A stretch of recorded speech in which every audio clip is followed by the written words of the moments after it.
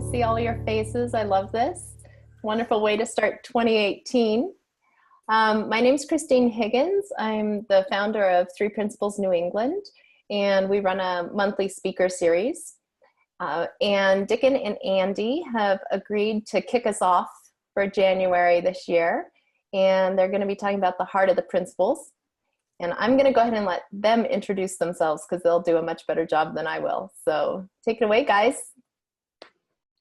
Thanks, Christine. Andy, who are you?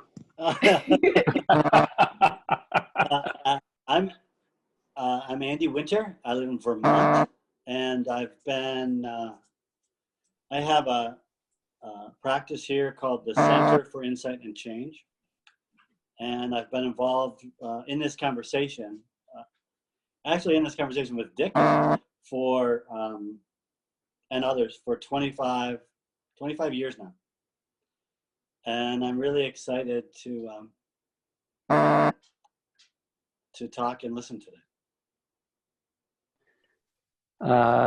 Dicken Bettinger.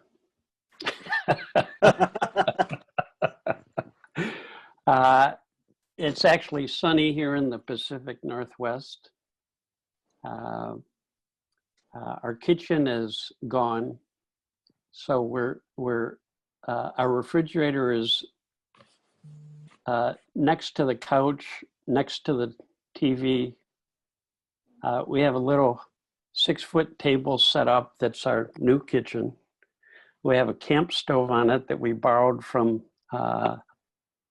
Mike and Nina. What else? We have a toaster oven. I just got back from Portland visiting my 1-year-old grandson who is walking like crazy. He's even running sometimes. He looks a little like a drunken sailor, but he does pretty well. And what else? I just went to my grandson's birthday party, and 17 people were playing capture the flag in the woods in the rain. I tell you, these 13-year-olds are full of energy. And tonight, I'm going to go to my other granddaughter's birthday party. Eva will be 8 or 9. She'll be 9. So, well, the news feeds are still coming in, Andy. They are. I know. I can't get rid of them. Okay. Keep talking, Dicken. Take it away. I didn't know there was that much news. Well, the heart of the principles. I like the word the heart. Do you know a lot of spiritual teachings use the heart the same way Sid Banks used the word mind? The heart of life, the heart out of which all of life flows, the heart out of which everything is created, the lifeblood of life. Some people call it the breath of life. Well, I think it's pretty cool that deep inside of us lies nothing and everything. That's what the heart is. It's the most beautiful space in the whole world. I've never gotten tired of exploring that space. It's within everybody. And my teacher, Sydney Banks, gave a lot of clues for how to connect with our true heart, not our physical heart, but our true heart. And he promised that if you touch that space, you can't help but to experience a greater connection with life. You can't help but to feel a greater connection to people.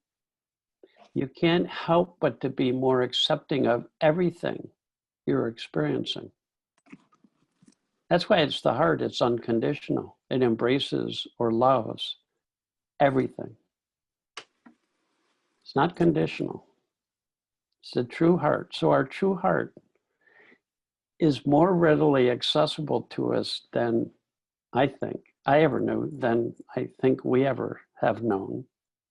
I think that was one of the things I liked about Sid Banks. He made it, he said, listen, you're a thought away from touching this space where there is only love. You're a thought away from this space where you feel connected to people and to life. And he says, you know what that thought is? You know what that thought is? The state of no thought. And the state of no thought is the most ordinary thing in the whole world. It's any moment you're living completely in the now. Why is it called the state of no thought? Because in that moment, you're not paying any attention to what your thinking is saying. In that moment, we're not being influenced by a single idea or concept or belief. So we're not being influenced by all those thoughts that torment human beings when we listen to them and think they're true. I should be different than I am. I'm different than you. We're separate. I'm better or I'm not as good as the other separate yous out there. All the shoulds that people torment themselves with. I should do this. I should do that. One person wrote a book called The Tyranny of the Shoulds. If you took away all the shoulds in people's heads, they'd be free. No shoulds at all. You know what no shoulds would be? You don't resist anything. You don't judge anything. It's unconditional acceptance of life as it is. Why would we do that? Because we can't change what is. We can't change what is. If it's raining out, it doesn't do any good to say it shouldn't be raining out. If someone is acting a certain way, it doesn't do any good to say they shouldn't be acting that way. They are acting that way. So we're a thought away from this state of no thought, which some people call the now, which in this talk we're calling the heart. And I tell you what, I don't care what mood I'm in. I don't care how I'm feeling. If I fall into the now and I'm not holding onto or believing what I'm thinking, I always begin to feel more connected to life in a positive way. Doesn't matter what mood I'm in. If I'm caught up in my personal thinking and I'm upset or stressed or unhappy, if I think that that's who I am and how I'm seeing things is how the world is, that's what human suffering is. That's what psychological suffering is. I love the fact that we're a thought away from being free of psychological suffering.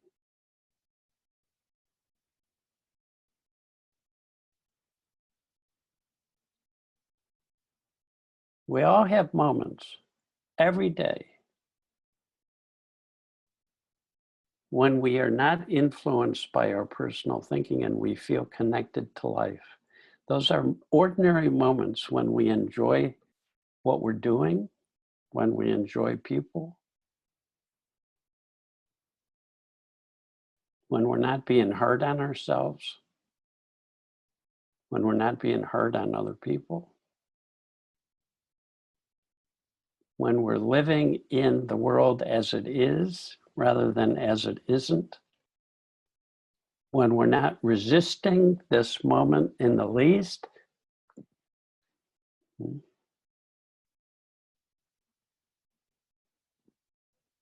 Freedom.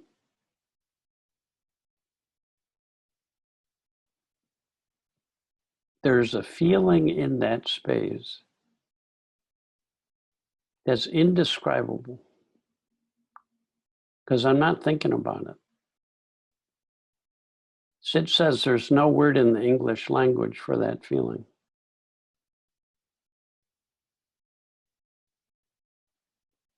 Other than it's a nice feeling.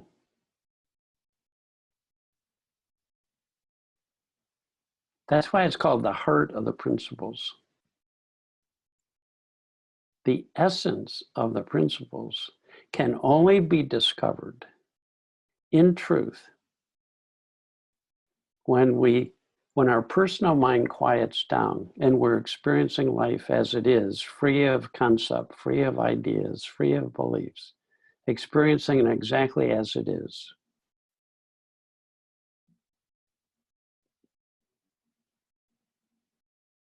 Sometimes Sid would say that's pure thought, pure consciousness, pure mind. That's my definition of what love is. It embraces all experience. When I'm not in my personal thinking, I still have a full range of human experience. But there's no judgment, no shoulds, no resistance. I can enjoy any experience in the same way I can enjoy any weather.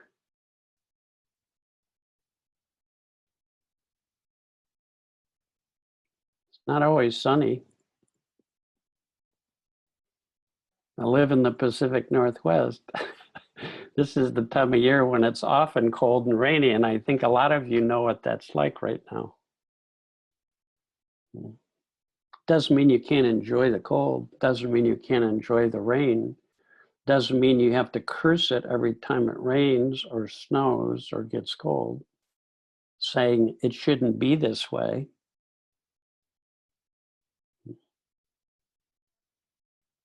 See, these ordinary moments of freedom from thought, freedom from personal thought, most often are unrecognized as our true nature. So I say, well, I'm feeling good because the sun came out. I'm feeling good because I'm with my friends. I'm feeling good because. And we blame our natural state of love and connection on circumstance. It's all very innocent. I do it at times. And it perpetuates my suffering. Because if I'm feeling good because of circumstance, when the circumstance change, I'll stop feeling good. So it's a conditional feeling good rather than an unconditional feeling good. So it's very ordinary. It's always available.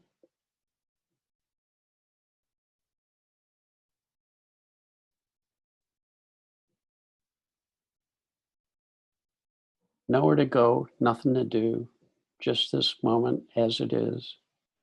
No resistance. Not waiting for something better. Not waiting to feel better. Not waiting to feel different. That's ego. Ego is always, always waiting for a better future that it imagines. It's never just being with what is. To be with what is such a beautiful, blessed release. You get to be yourself as you are in this moment.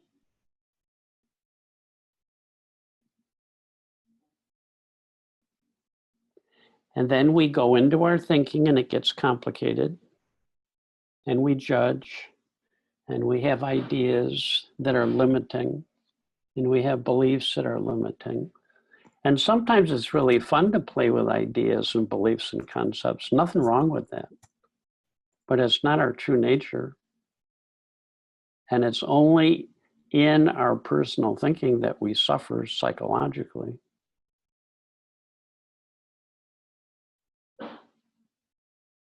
It's only because of a misunderstanding we think we should be feeling something different or better than what we're feeling at this moment.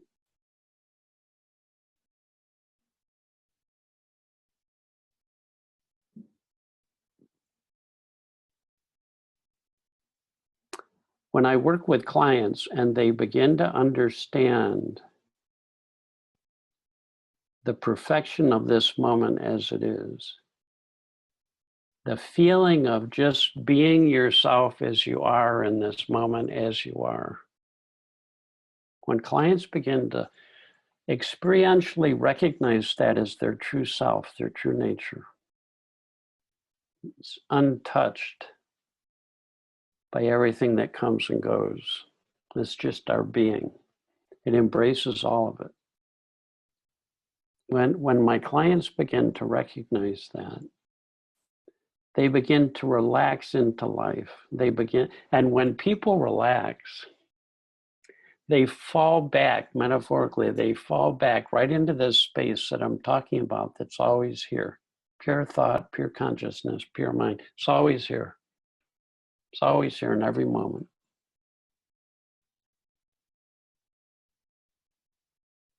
Presence, aware presence. Being, the unknown, our heart, the heart of the universe. The one that we're born into and is here after we die, that heart. Presence, awareness, creativity, love.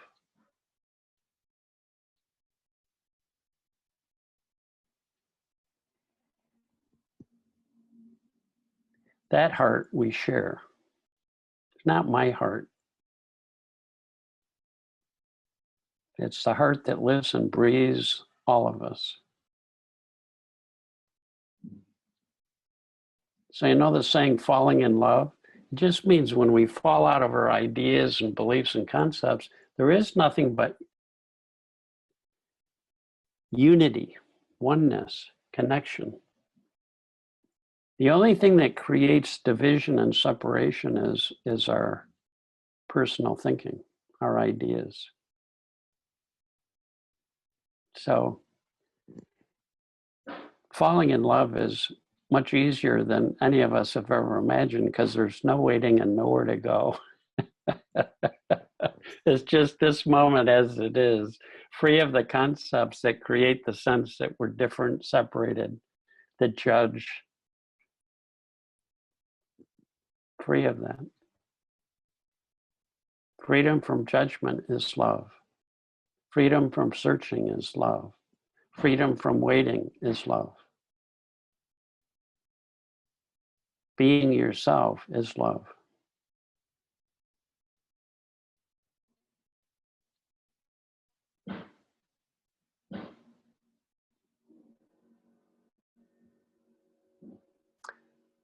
Well, I'd love to hear what Andy has to say about this, and then we'll have time to open it up and see what people think and what questions you might have.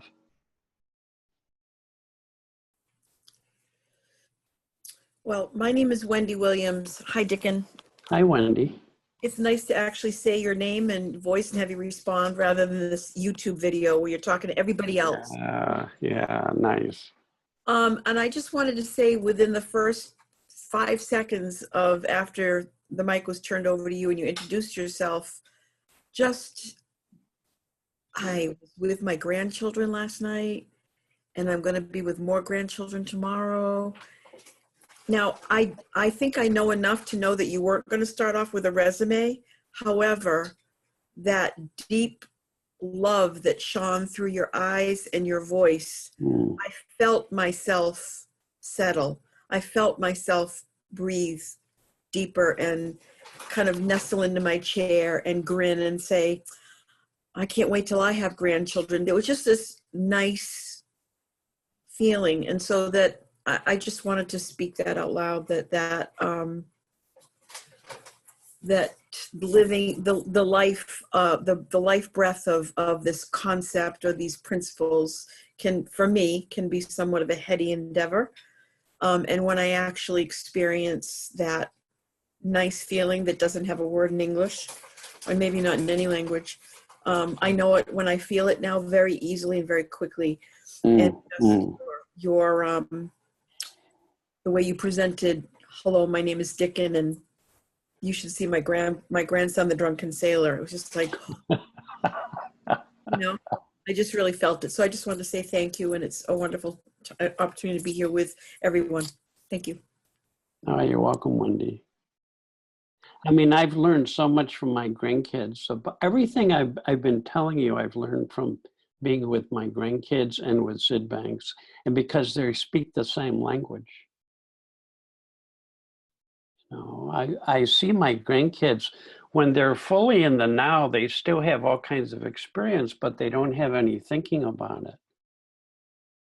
So out of that place, kindness comes.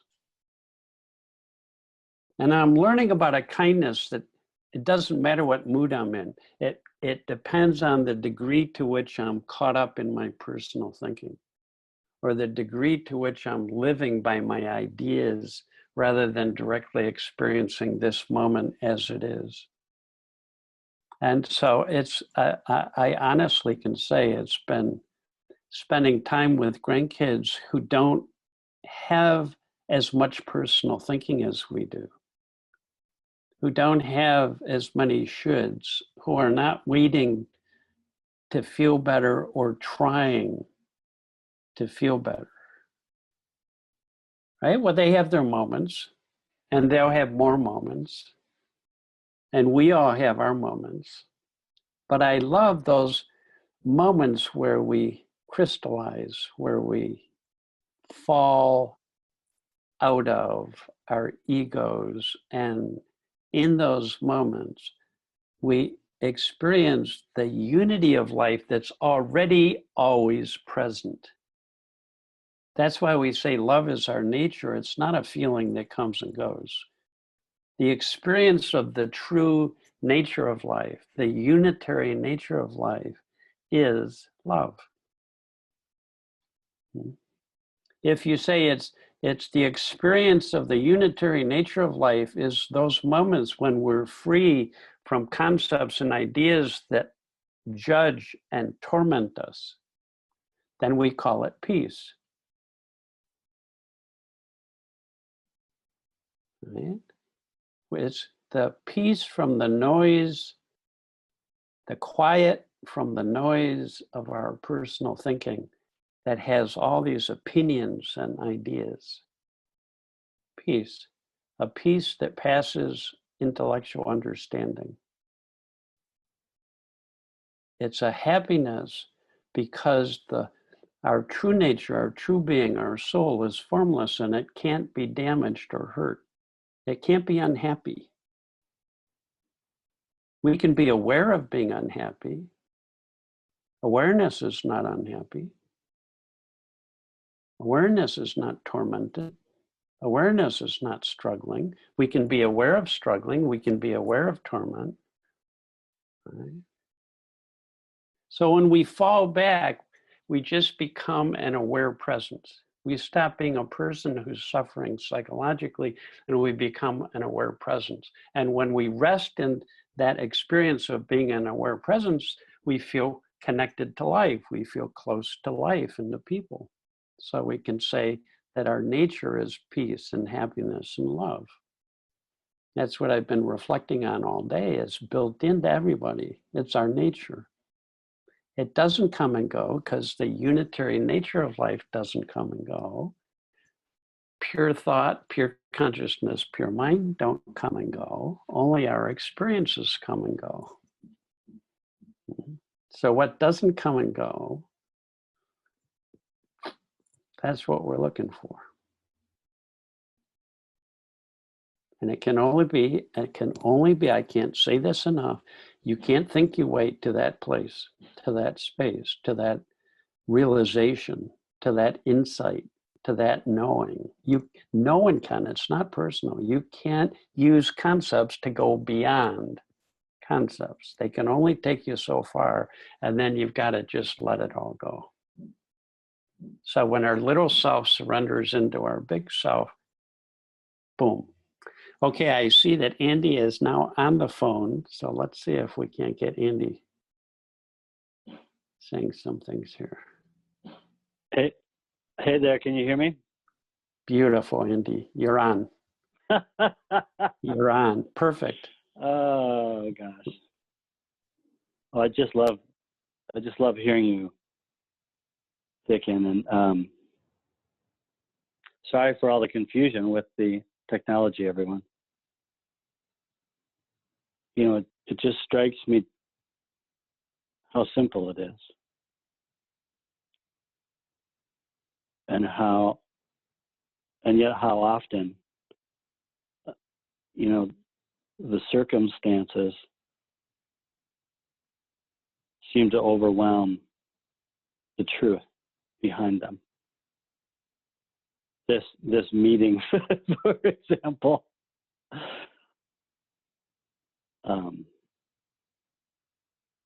I can't really say more right now, Dicken, if you wouldn't mind continuing.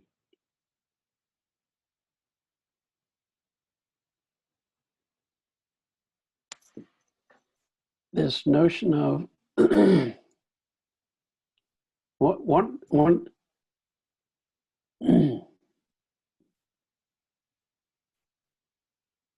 I'd love to hear from people, but it is simple. I love what Andy's saying is that if you let go of negative thinking, you fall into a space free of negative thought and you feel connected to life. It's built into us to feel connected to life. If you let go of positive thought, you become connected to life, not in a conditional way, but an unconditional way. If you fall beyond all thought, that's why they call it the unknown. You have the sense for a while, you don't know what to do or how to respond or what to say or what, but in that space, everything you're looking for shows up if you're touching that space, that freedom. The right words come to mind, the right feelings come that help us in whatever circumstance we're in.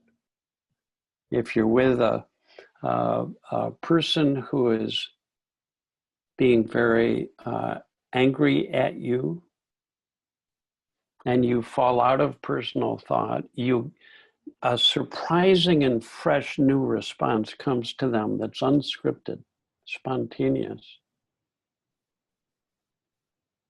That wisdom is always found in that feeling of presence.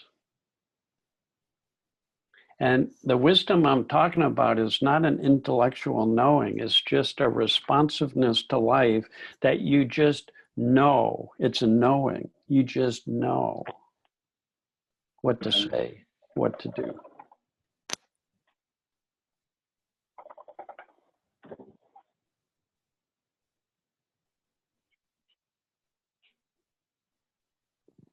It was too simple for my intellect to grasp, because that was the problem. I was trying to grasp it with my intellect. And the paradox is, in one moment where you let go of your intellect, you find what you're looking for. It's just so ordinary. It's just a feeling of presence. Just being yourself as you are in this moment with life as it is. Free of judgments, free of shoulds, presence.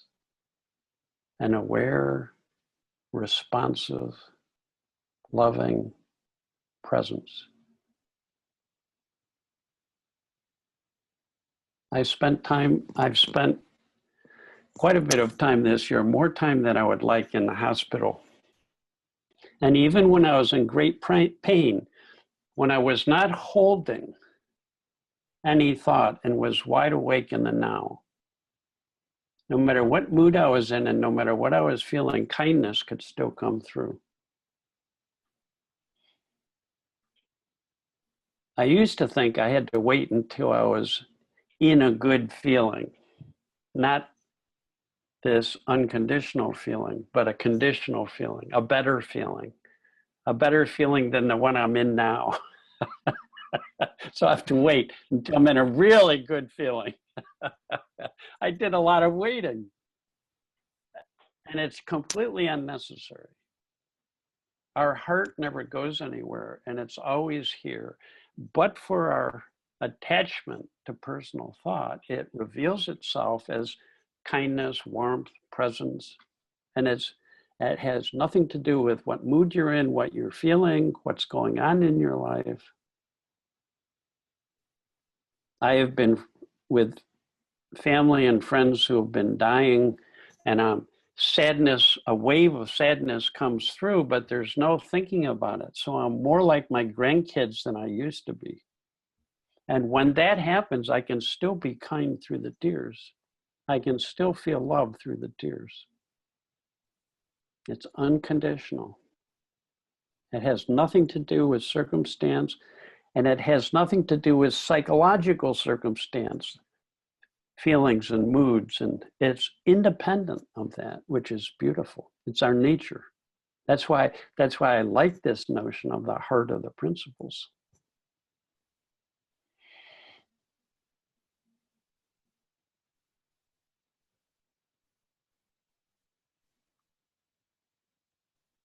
Dicken, we actually have someone that has their hand up. Joel is waiting to ask you something. Oh, good. Hi, Joel. I saw you there. Hi, Dicken. Yeah, good to see you. I'm here. Wow, so many times in the last 2.5 years since you and I had our first conversation in Santa Monica, I felt my life touching that place, and I in recent weeks and months, I feel like I've been touching it more and more, and it's really beautiful. And you've sort of been answering my question in the last few things that you said, but I still want to take the exercise of asking it anyway.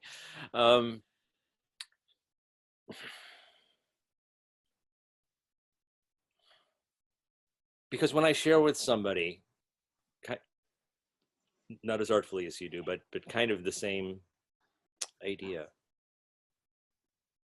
and they agree with me conceptually that it would be a good thing to touch that place,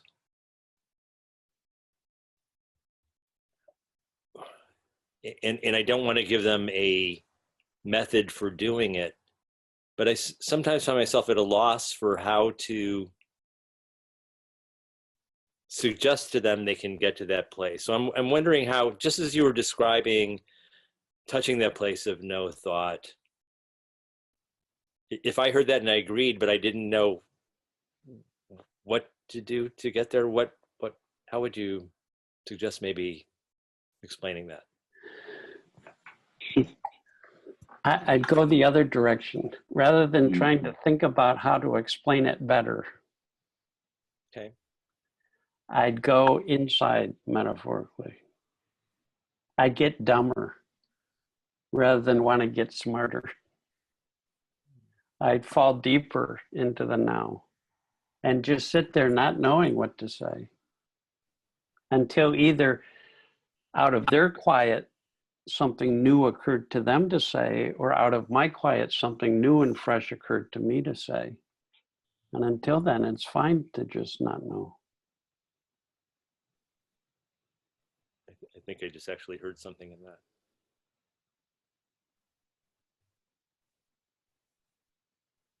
Because I imagine doing just what you said now. In a sense, I'd be allowing in that moment one or both of us to actually touch that place. And the experience of that would be doing the explaining. Yes, that's exactly right. Beautiful, Joel. Yeah.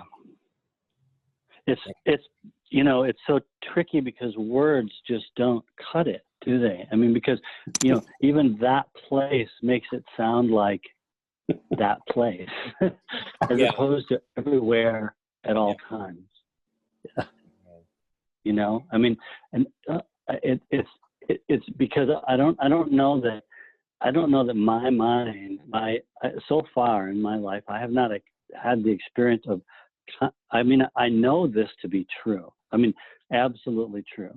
I know that love, that feeling of love, that love is is the absolute foundation of life. I know it's in everything and all around all the time.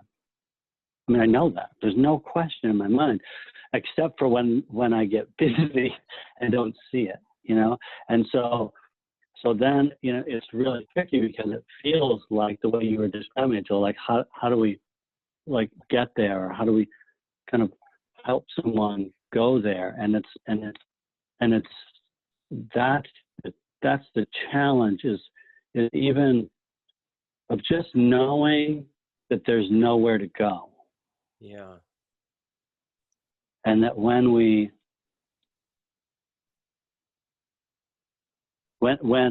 just have a gap in our personal thinking, then the whatever you want to call it, wisdom, we see it then. It shows up. It's always there. It's not like it just shows up then, like, wow, well, bam, I got it.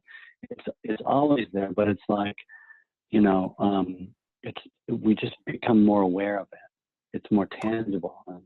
And so then, you know, we, like Dicken was saying, it's so easy to find places where we've done it before and then blame those places. It's in the arms of a lover. It's in a mountaintop at sunrise, or it's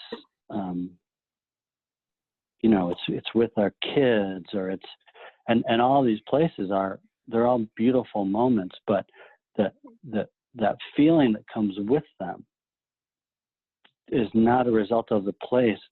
Is it bound by the place or the person? And that's you know, that's I think what trips us up so often. It certainly trips me up so often because I want to get involved. I get involved with the circumstances and somehow equate my experience with anything at all that's going on outside of me. And that's fine. You know, of course, that's perfectly fine. That's what we do as human beings. But then that looks real because we're designed to have that look real.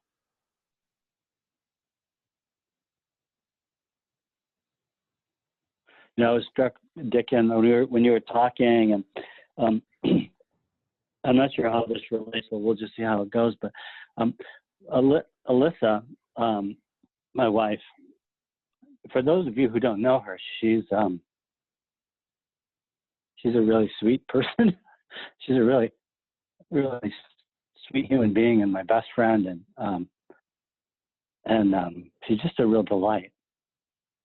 And a bunch of years ago, she and I were biking through Cuba, and we just decided to do this. And so we had 3 months, and we were just going to cover the entire island, and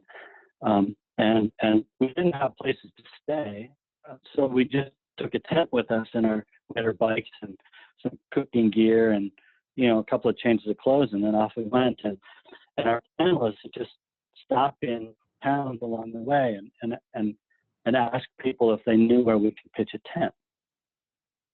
And so the first day just about kills us physically.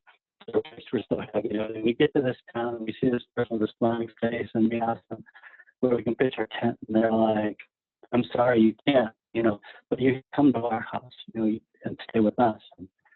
And we tried to just sleep in their yard, and they wouldn't have it, and they just completely opened up their hearts to us and their family to us and their children to us, and they fed us, and then in the morning, and we had the best night. In the morning, we're riding down, you know, we said goodbye, and we're pulling away, and Alyssa's just bawling. She's just bawling. Why are we leaving this family? They're the nicest family in Cuba. Why would we be leaving them? This was perfect. And then the next night, you know, that's the day we come to a town, and we find someone with a smiling face, and we ask them where we can pitch our tent. And I mean, I think you can see where the story's going. And they said, "Oh no, you can't sleep outside." And they invited us to their house. And then the next morning, Alyssa was crying again. You know, after the third morning, she looked at me as she was crying, and I went, and she said, "It's just going to be like this, isn't it?" And I guess you know, what really struck me then and strikes me now as I look at that is that it's so simple when we open our hearts up, and it's the most natural thing to do when we open up our hearts to people or to anything, to the moment we're in. And it feels, I mean, it's love. That's what shows up. And it might take the form of kindness, and it might take the form of, you know, what we do, it comes after that. But the heart of it is always love.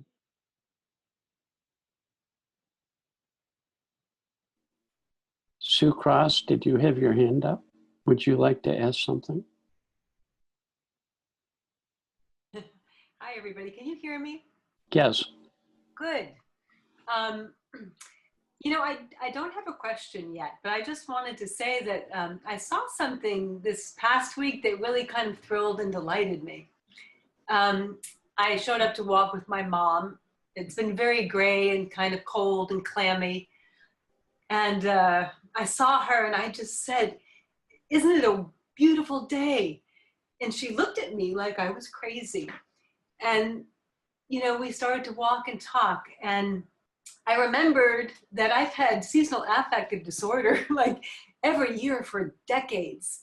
And that this is the very first year where I am feeling as much sort of joy in my heart and delight in my experience as I do in June, July, and August. And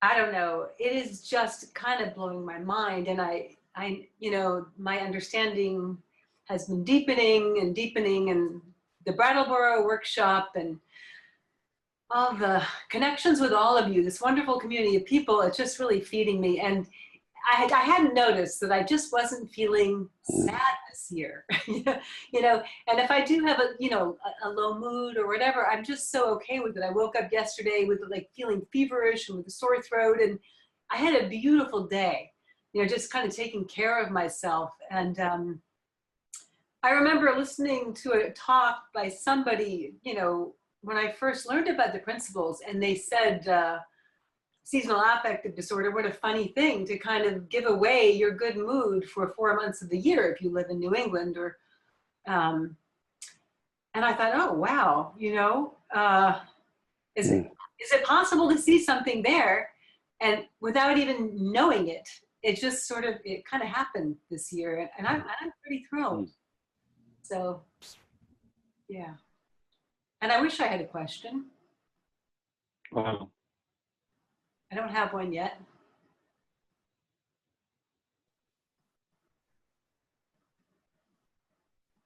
I will say one thing. I also had a very interesting conversation with my client, who I've talked about with many of you, who's 14 years into the Alzheimer's journey. And we were talking about death. We were talking about death and dying, and she was talking about her feelings about it. And I was saying that, I want to see if I can see a person here. I'm seeing a big phone, green phone thing. There we go. I was saying that I would love to be sort of sung out, you know, as I'm dying. It would be really nice to have like the Hallowell choir singing or some music, or, and I'd want to be holding the hand of someone that I really loved. And this is a woman who's having a hard time putting language together. And she said, I would want more than that.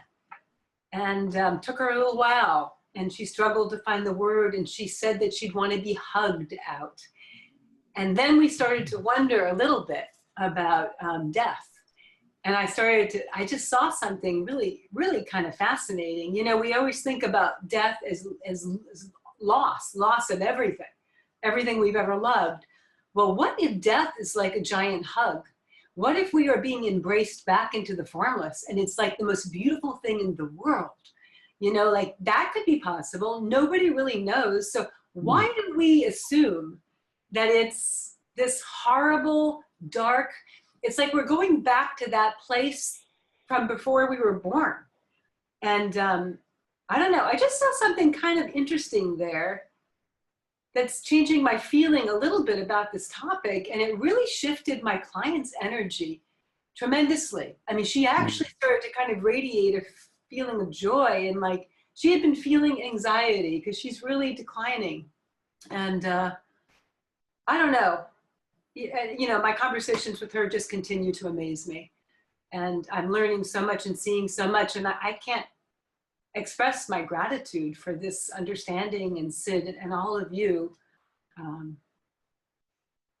So every day it's just sort of a really fun adventure into, you know, whatever shows up. And the one thing I am really noticing, because I was a massive worrier and resistor, and I've talked about that a lot with you, Dicken, I am feeling just such a greater friendliness for life, to the point where, and you know, granted, on my deathbed, I may feel entirely differently, because I can, of course, never predict that, but I even feel friendlier towards that when I am in that space, when I'm in that space. So. Yeah, it gets more and more friendly. That's one way of, that our sense of life and people becomes more friendly as we understand more deeply our true nature. And I tell you what I've learned, what I think is one of the biggest obstacles to experiencing unconditional love is the notion that our love comes and goes. Yeah. It would be like saying the sun comes and goes. And that misunderstanding would make it very difficult to understand the nature of weather. If you say, oh, the sun is here and then it goes away, and now I'm not feeling love, and now I'm feeling love, is that all of those are concepts and ideas that keep us dissatisfied and keep us searching for something better. And all of that takes place in the world of our ideas. There's something missing. There's something missing in my life in this moment is a misunderstanding. So then we think we've lost it, we've got to find it, we lose it, we get away from it, we have to go back to it. We're never separate from it. That's why it's called the heart. It doesn't go anywhere. We never go back to it. We are that. We are what's not coming and going. I'm aware of what comes and goes. I'm aware of my body. I'm aware of my physical sensations. I'm aware of, but my awareness doesn't come and go. It's always present. That's pure consciousness. Okay? The experience of that who I am is what doesn't come and go. The experience of the unitary nature of life, that we're all united in this field of energy, is love. And that doesn't come and go. It's not a love that comes and goes. It's our nature. When people get a glimpse that love is our nature, not an experience that comes and goes, everything starts to get friendlier. You begin to have a sense of security even when you feel lousy. You're not worried that the sun, the heart, your light has gone anywhere. You're secure. Even so, then you can have low moods and be secure, rather than every time you have a low mood, you get terribly insecure. You've lost what you're looking for, and now you've got to go find it, and you're dissatisfied, and you're searching and waiting. And oh, life is not very friendly then. It's a struggle. It's painful. It's suffering. It's ego's definition of life prevails. So I think I think one of the biggest obstacles is this notion that love comes and goes, rather than it's our nature. And when our thinking unveils it, it reveals itself to us. That life actually is unified. It's not an idea. It's not an idea that comes and goes. It's not a feeling that comes and goes. It's truth, right? It's not a belief. It's what's true. We are already unified and united. the experiential realization or understanding of that is, for me, what love is. It's true whether you believe it or not. It's true whether you feel it or not. We say that about gravity, don't we? It's true whether you feel it or not, or believe it or not, or think about it or not. It's true whether you fall down or whether you stand up. All right.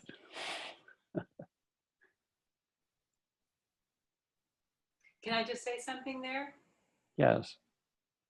On that walk with my mom, I was trying to explain that to her, and I used the gravity example, and she said, well, actually gravity is a fact. It's proven. And what you're talking about has not been proven. When I was talking about the fact that we're always feeling our thinking, we're living in the experience of our thinking. Yeah. Only what's not a fact can be proven.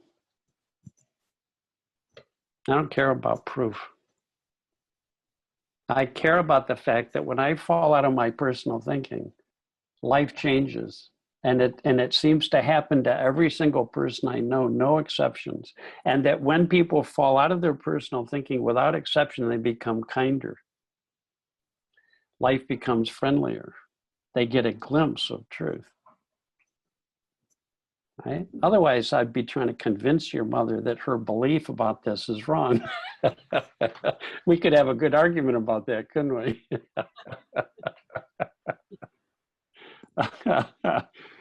It's like with my grandkids. I haven't tried to convince them of anything. I just use my words and metaphors and stories as best I can to try and point them toward a love that's always there, that's undeniable, that reveals itself when we're not caught in our personal thinking. Just planting seeds, not trying to convince. Only an ego will try and convince another ego of truth. And I've tried, believe me. Oh, God.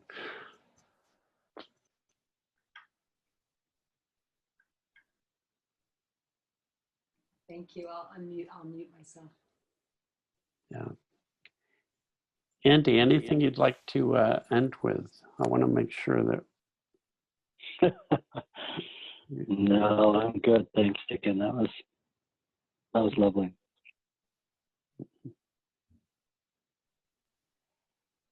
Anything else you'd like to say, Dicken?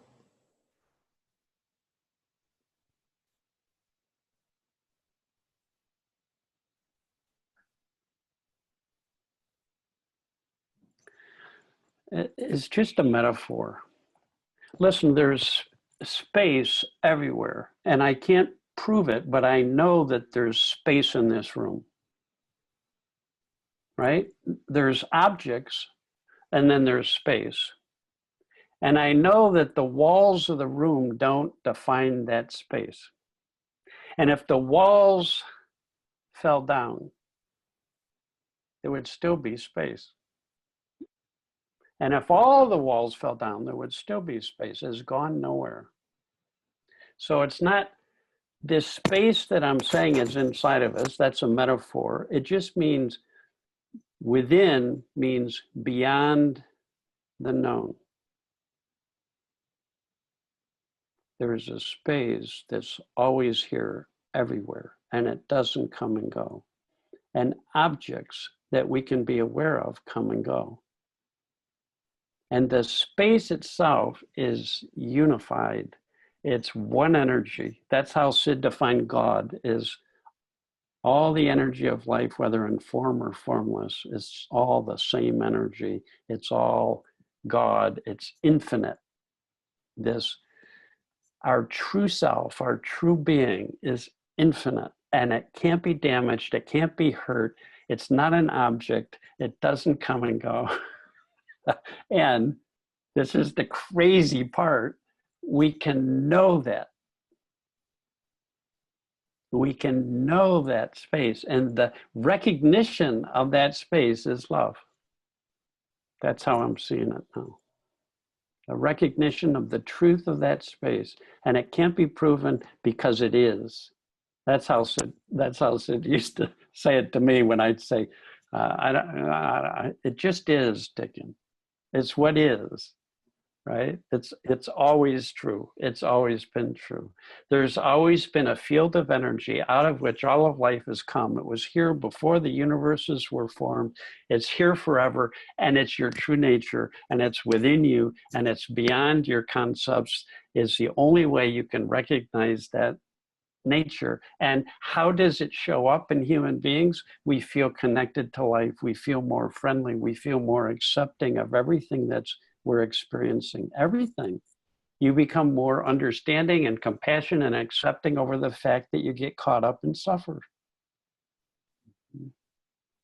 Why is it? It's built into us because we already have what we're looking for. We already are that unity. We are that love. We are that love. I can say that in the same way I can say the wave is the ocean. It's not an idea. It's not a belief. It's a fact. A fact is something that is always true, whether you believe it or not.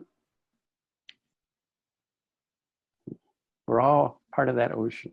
We can drop out of our thoughts of separation and fall into that ocean of consciousness, presence, love, the heart of life. And always will experience greater friendliness, greater understanding, greater connection. We will stand under our intellect that is the only thing that creates separation. That's love.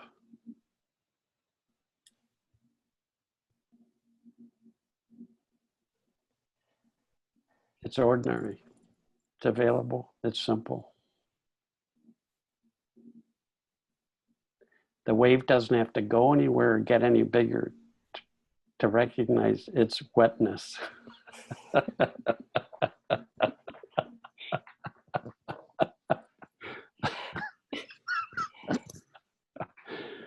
Okay. This has been fun. Thanks you guys. Thanks Andy. Thanks Christine. Thanks all of you for showing up.